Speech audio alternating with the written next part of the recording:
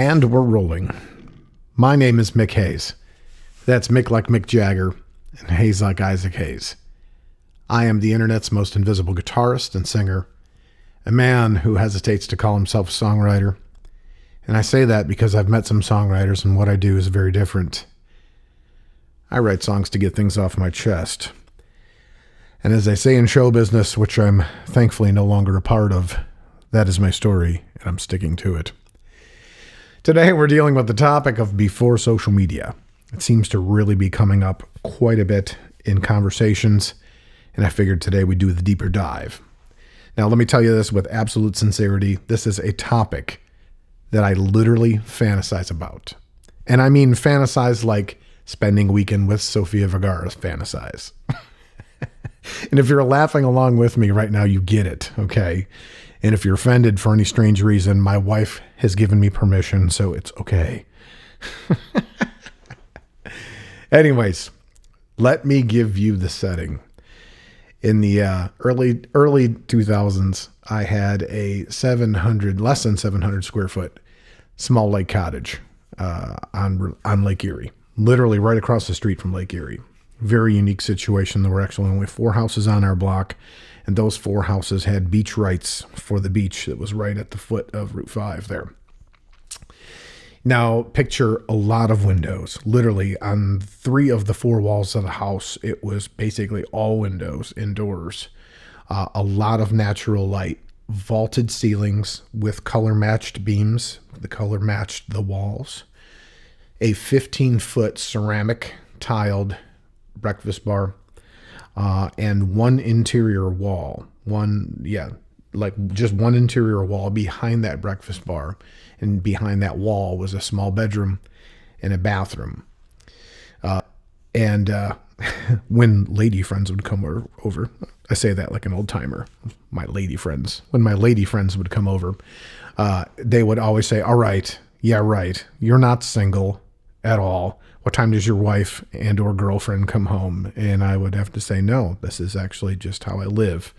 I've always kept a very meticulously clean household and minimalistically decorated. Yes, that's a word. I did look it up to be sure.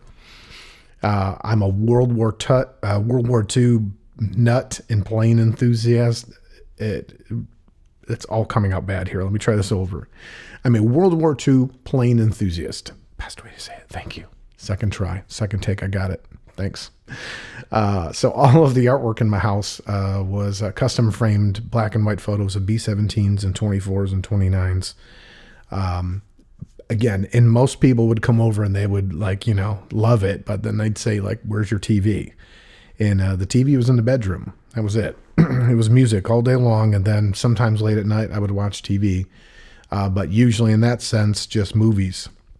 And not traditional programming, which, yes, I do believe that there's some hard truth to the phrase programming when it comes to media.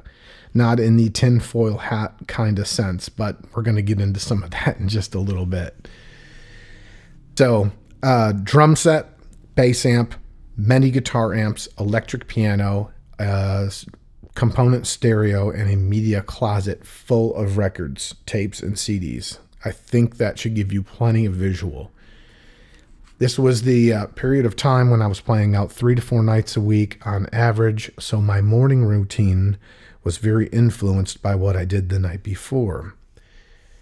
My morning routine at that time is that I would wake up usually before 9 o'clock, and for some people, they're probably thinking oh my God, that would be sleeping in. But again, as a career musician, same as I am today, but I get up earlier now. I also don't play 11 to 3 at the Cherry Stone in Lackawanna. Things are a little different now. And that's the kind of shifts that existed back in the industry at that time. I'd put on a pot of coffee and the first record would go on. I never rolled out of bed and paid attention to the news. I never rolled out of bed and put on TV. That was my morning routine. Every day. And it's not too different today. That was my routine, so much so that, and I'll just say, I didn't have cable. I had regular, 2, 4, and 7 TV. Like I said earlier, I had movies. So as a matter of fact, when September 11th, when the attacks had happened, say what you want about that, but when the day happened, I didn't find out about it till almost 4 o'clock in the afternoon when I went to the music store to teach my guitar students. Now, it's easy to say I was probably leading a very sheltered life, but I was leading the life that I wanted, to tell you the truth. I mean, if you're able to just play music, listen to music, and study music all day long, the first thing, I think to myself is, that's really romantic. It still is. It's like, oh man, I can't wait to one day hopefully be back there without all the distractions, without all the promoting and constantly telling everybody what you're doing and what you're up to and are you ready, are you excited. I had to do one of these posts today. It drives me nuts just so I could keep my place in the race. Remember that. That would be my daily routine. Okay, so let's just say it was a Monday, if it was a Tuesday, a Wednesday. Thursday nights, usually I played at the Lafayette Tap Room. Sometimes for a while, I had a steady Tuesday at a bar called Rhinos. We played every Tuesday, so usually again. So if that were the case, it would be Tuesday night at Rhinos, Thursday night Lafayette Tap Room, Friday somewhere, sometimes a Saturday matinee and a Saturday night show, or just a Saturday night show. And then sometimes a Sunday show, usually in the summer months when patios were open. That was it. That was the lifestyle in Western New York from, let's say, 1998 to about 2015, okay? My nightly routine would be late at night, I would usually play piano and drink wine. That was my thing.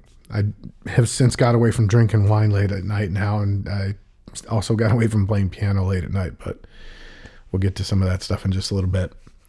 And now, mind you, when I play piano, I can only play my songs. I can't play anybody else's songs. It's something I try to get across to people a lot lately.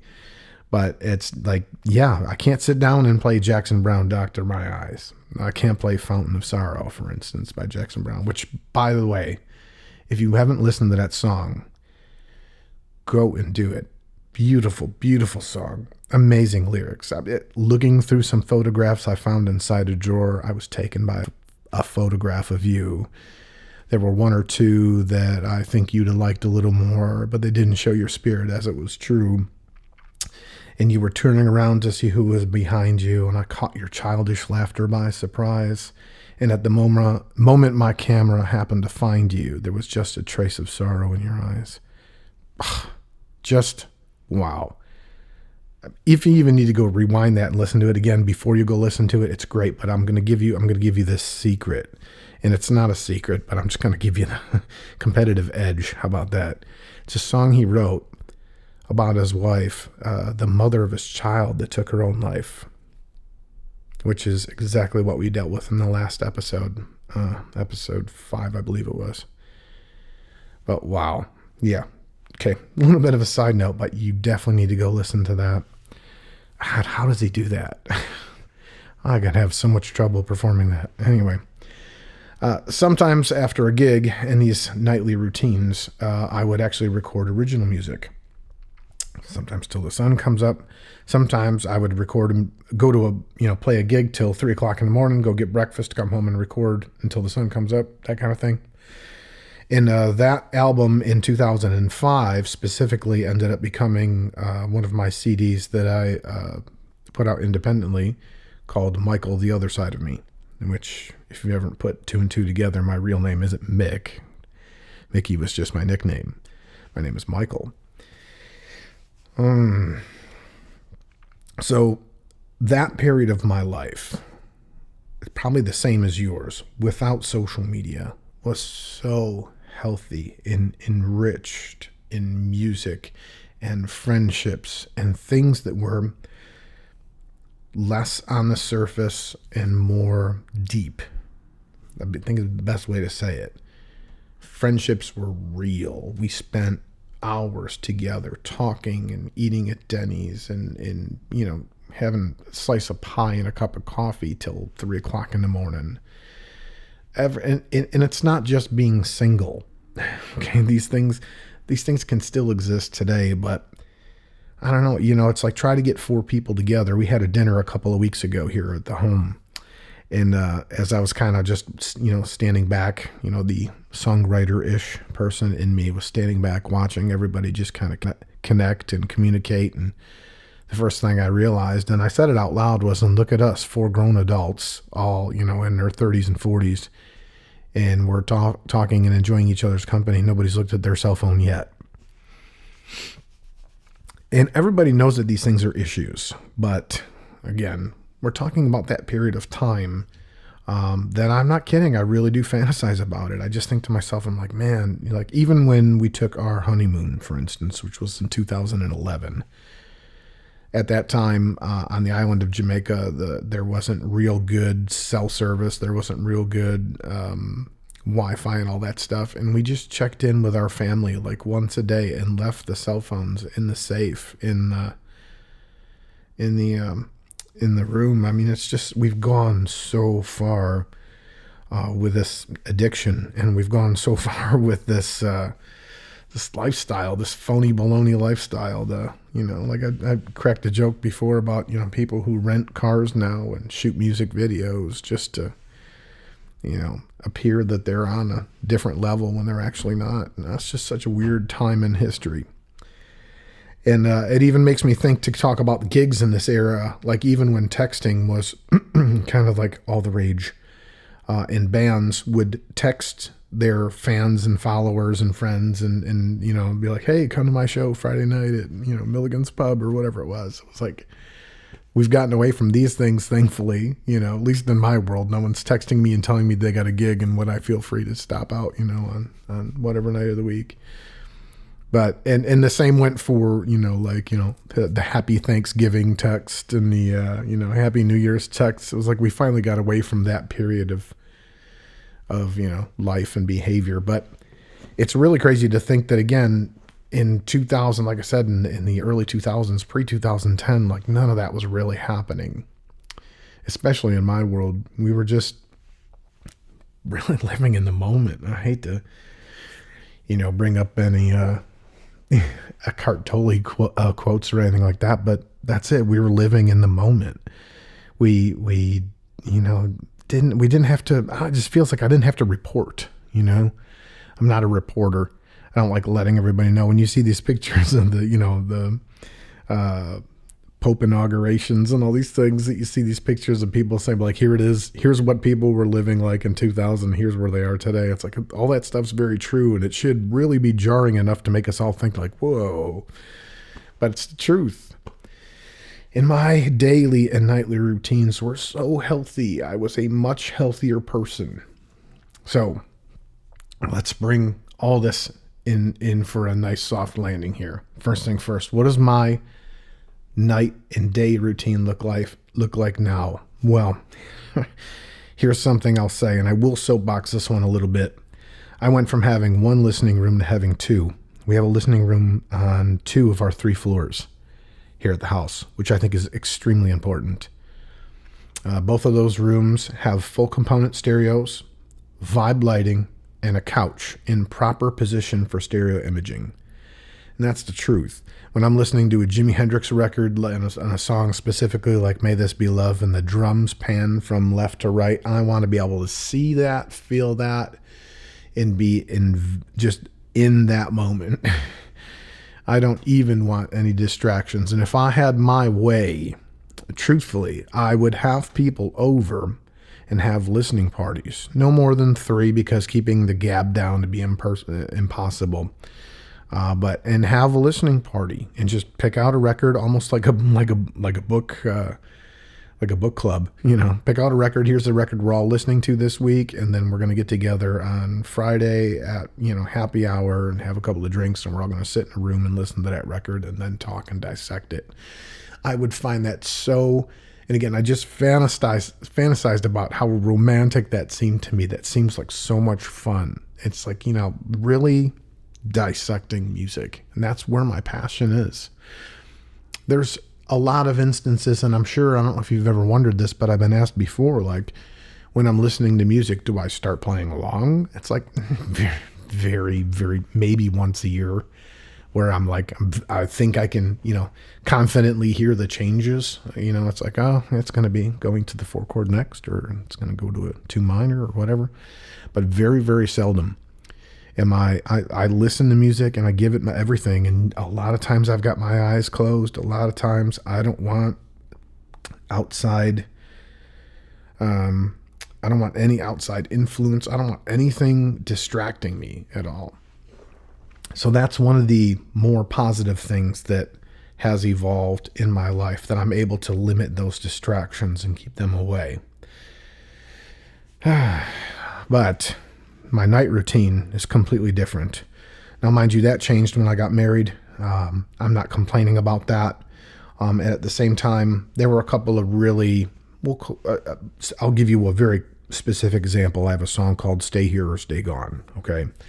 Stay Here or Stay Gone. When I wrote that, I literally wrote that amidst what I think to believe was my first panic attack. I literally don't remember what happened. I woke up in the morning and there was a song on a shoebox recorder that I had written the music, and then there were lyrics across the room on a notebook that I used to write in all the time. I have a number of composition notebooks, the old black and white ones that we had in grade school. And I wrote in those until very recently, actually, which is why I actually have a song called Notebook Full of Goodbyes. And that's another story that I guess we'll leave for another time. But you'll have to remind me to tell you that story. But it was a late night thing. I have a lot of turmoil in that one specific relationship. As a matter of fact, she's the topic of about, so I don't know, easy 8 to 10 songs, very, very easily. And she kind of pulled one of her stunts, we'll call it, again. And something happened in my fragile emotion, in my fragile mind at that time. And Stay Here or Stay Gone came out, which was a really interesting set of lyrics based on what I was going through. Sadly, I'd have to kind of go back and revisit it because it only got played out live a handful of times. But it actually starts with, you sent a text the other day. You thought that was the way to say we needed some time apart. But the news came as a shock to me because it meant a lot for me to be the man that won your heart. And I guess it stays a mystery because you won't give up the history of the mistakes I've made in the past. But how could you see that you're not, how could you see you're not the only one? You're my brightest star. You're my summer sun. And I've been your fool since the spells have been cast. So again, something I wrote in some sort of a manic state. And that was a late night, had too much to drink. And again, some fragile moment, something happened. A lot of those late night things were really dark and bad for me, and not a great place to live if I want to have a healthy, like a healthy emotional life. There's probably a much better word for that, but I'm sorry, I don't have it. But I can tell you with the absolute sincerity that I've learned after years and years of that the late night version of me kind of purging my emotions, as I say at the beginning of all of these podcasties, that I write songs to get things off my chest, and that's it. So me doing that late at night and killing a bottle of wine has not been very healthy, and I've gotten away from that. Now, I actually ingest music, literally from anywhere. Usually it starts around 7 o'clock in the morning, until about, if I'm being totally honest, about 7 o'clock at night. And I don't turn on a television or anything. And then when I do finally turn on a television, I do kind of wean myself off of music. I'll watch some industry-related videos on YouTube. I'll catch up on some of the things that my friends are doing when they're releasing new songs, new music videos and such. And then I start getting really, really far away from music. And I start going into, like I said, some of that like World War II history stuff really interests me. I start getting into things that are just completely off topic for me. And that's my soft landing towards bedtime. So Is it anything like my previous life? No. If I could have my previous life as far as no smartphones, no cell phones, no constant reporting, I'd love to have all that. I mean, here's where we probably should start leaning towards the air quotes takeaway section of these podcasties. I think it's important for you. I think it's important for me. Better yet, I will feel better if I say this to you. You need time. You need time to daydream rather than mindlessly scroll, looking for things to buy, looking for drama.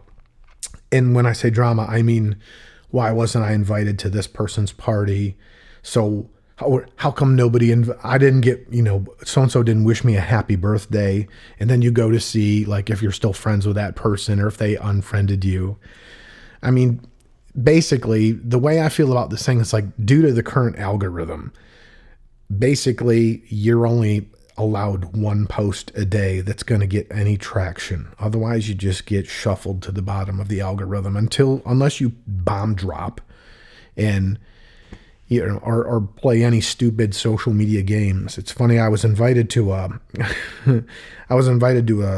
kind of a social media panel thing on I think it was the first year of COVID. It was one of these computer things, and everybody was kind of skating around the truth. And I said, what no one's saying right now, I'm just going to come out and say. And it was like, if you want any kind of success with your social media posts today, all you got to do, and this is still true. This was true then, and it's probably worse now. All you got to do is go on social media and be like, did you see what the president said today? Don't lean in either direction. You're not letting anybody know that you're left or right. And both sides of the coin will show up and try to just obliterate each other in the comments. And the only hope that you have at this point, while you're getting, chased farther and farther up the algorithm because you've got, action, so to speak, happening on your page, the only chance you have is to throw commercials in. It's really freaking sad, man. And that's the truth. It's like, hey, so while the left is battling the right, I just want to let everybody know that I got a 20% off sale on CDs and all merch at my website. Like, it's terrible. That's really what it's come down to if you want any type of traction on your posts. So let me go back to the spirit of this. You're lucky if you get one post a day that does good. Now, I deal with this on 3 pages. I deal with my personal page and my 2 business pages. Well, let's call Mick Hayes Music my artist page. And then that's about it. That's about all you can do. If you keep your eyes out of social media, out of the news feed, and take time to daydream, like I said, rather than mindlessly scroll, I think you will personally have a better quality of life right off the bat. Now, and again, the other thing I've kind of learned with this over the last couple of weeks, and I mean the last couple of weeks, like this is fresh. If it's helping me now, and I really can say that it is, I believe it can help you now too if you start right away. But monitor your screen time. Every smartphone has that feature. I've actually moved that feature to give me like a notification. Like I get a constant notification. I think it's weekly, although it could be daily. I'm not 100% sure. But it tells me if I'm up or down on my screen time. Now, I have to remind myself sometimes if I'm shooting an hour-long video, for instance, like when we do our live auctions and stuff like that, then obviously that week or that day I have higher screen time. But if I've done like today, where basically all I've done was just kind of work between 2 computers and my phone, and it tells me, what my screen time is, then I can base or judge how much I've, wasted. I hate to say that, but it's God's honest truth on social media. And then you can also pit that against like where your time profited. And not profit in a monetary sense, but I just mean like it was good for you. And the other thing that kind of, and again, I have to say this, like when I realized that I've spent that much time, like let's just say, for instance, it was 4 hours a day. Sometimes mine says 8 hours and I want to throw up. But if I've spent 4 hours a day in social media at whatever capacity, what could I have been doing? What did I do in 2009, 2007, 2000 and anything? I mean, it really makes you think, man. And it just bugs me so much. I don't feel the need to... What's the word I'm looking for here? Like, the best way to say this, I think, is I have to encourage you the same way I'm really encouraging myself on a day-to-day basis.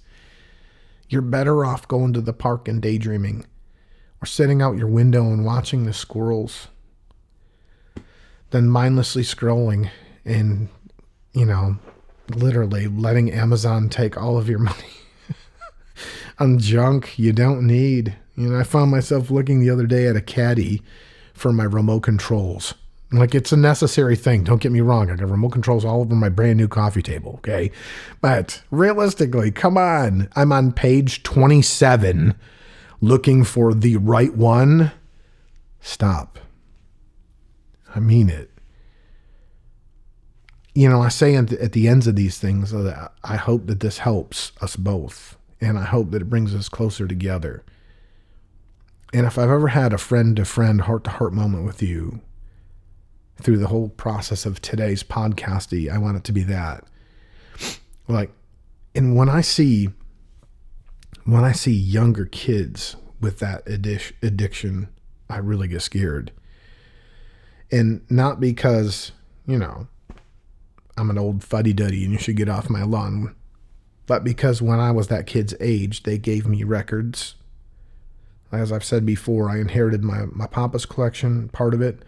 I got my mom's collection, and by the time I was in my late teens, I had my dad's collection too. Some of those records I still have today. A lot of those records I still have today. I don't have my first iPhone.